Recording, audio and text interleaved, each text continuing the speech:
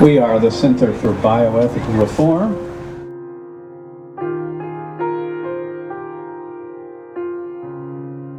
This is the Genocide Awareness Project. We take this to university campuses all across America because we think abortion must be seen to be understood. And Father Frank Preborn, who happens to sit on our board of directors, has been quoted as saying, "Injustice must be seen to be understood." That's Father Frank Preborn from Priests for Life. There are a lot of folks in the movement that don't think the use of graphic pictures is necessary or effective. I would ask you the question: if people don't know what it is, how are we going to outlaw it? If people haven't seen it, how are they going to understand it? You have to see it to believe it. And that's what these pictures do. Words alone are not adequate enough to describe the horror of abortion. You have to see it to believe it. Injustice must be made visible. Social reformers have always used graphic pictures of injustice like this to make their point. Whether it be a civil rights movement, whether it be anti-child labor, anti-war, the war on terror, any war, they always used photos of the killing to make their point. And the same should be true with abortion. 38 years of abortion, 50 million children. How many more years will it take until we end this carnage? I can tell you this: if we don't expose the truth of it, if we continue to cover it up because we don't want to look at it, or we don't want to offend people, or because somebody had an abortion and doesn't want to look at it, then we're going to have 38 more years of this. It's time that we stop what we're doing and think about it and start changing what we're doing, or we're going to get the same thing.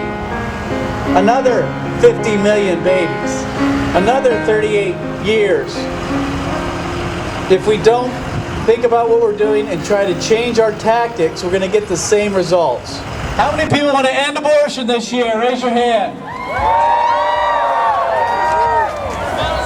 How many people know how to do it? End abortion. Not so much. Well, we got an idea. Let's start showing people what it looks like. How many people want to end abortion next year? Raise your hand.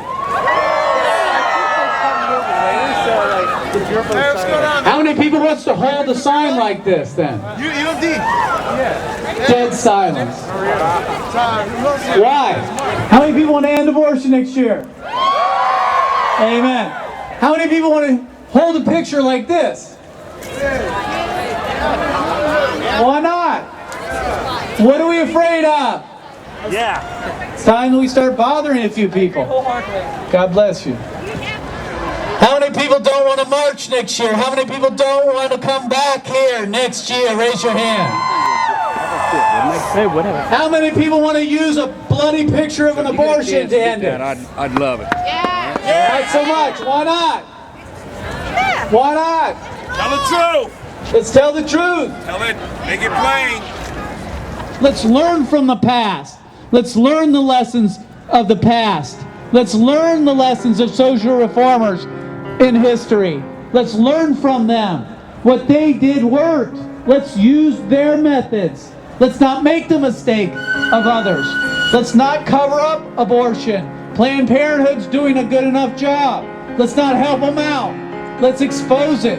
As ugly and as gross and as offensive as it is and as disturbing as it is, we've got to show the truth, even if it costs us our reputations. I don't know about you, I don't want to be here next year. But I tell you what, I will be here next year if we don't change some of the things we're doing. We got to change some of our tactics. We got to be willing to be a little more bold. We got to have some courage. We got to be willing to be persecuted for the sake of the babies. If we don't change what we're doing, we're going to get the same results. It's time to start changing what we do. God bless you. Amen. Thank God. Thank you.